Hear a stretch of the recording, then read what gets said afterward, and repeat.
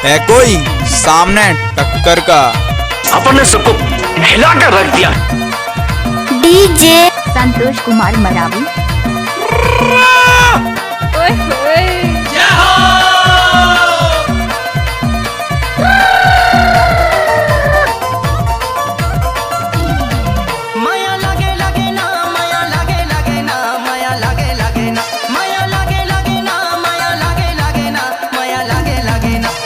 तुहर बहिनी कमा लागे ना भौजी, तुहर बहिनी बवा लागे ना।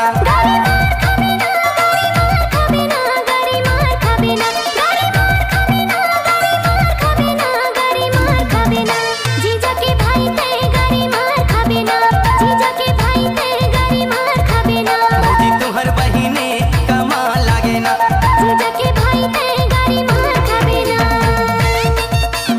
टपाटप टपाटप टपाटप। अच्छा डीजे संतोष कुमार मरावी। हाय दैया टाइम लगता है ना वो। ए पांडव म्यूजिक क्यों बंद किया रे?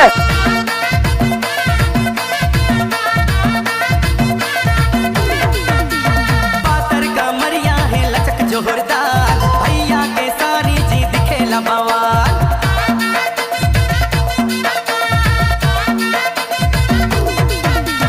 पातर का मरिया है लचक जोरदार, भैया के सारी जी दिखेला बवाल। चिकन चकन रूप तोर करे सिंगार, नवा नवा लुगरा पहिरे जोरदार। माया लगे लगे ना, माया लगे लगे ना, माया लगे लगे ना, माया लगे लगे ना, माया लगे लगे ना, माया लगे लगे ना। भौजी तुहर बहिनी कमा लागे ना, भौजी तुहर बहिनी बवा लागे ना।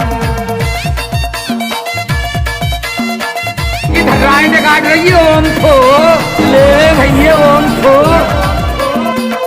अरे डीजे पे तो हर कोई नचाते हैं, हम तो ब्याणजियों को जनरेटर पे नचाते हैं। जनरेटर पे नाचो नाचो ब्याणजी नाचो, अरे नाचो। डीजे संतोष कुमार मरावी नवाटोला गौरा वाले।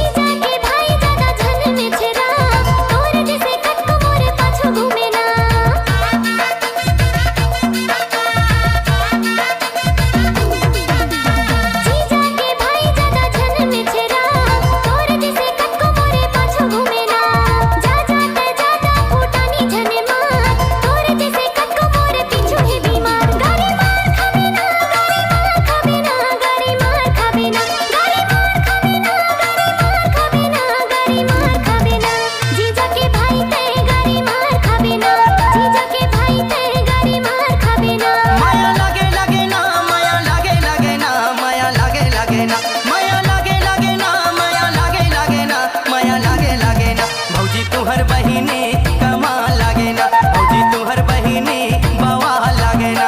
जीजा के भाई ते गरी मार खाबे ना, उठाइए ना। तुहर बहिनी कमा लागे ना, जीजा के भाई ते गरी मार। डीजे संतोष कुमार मरावी नवाटोला गौरा वाले। नवाटोला गौरा वाले।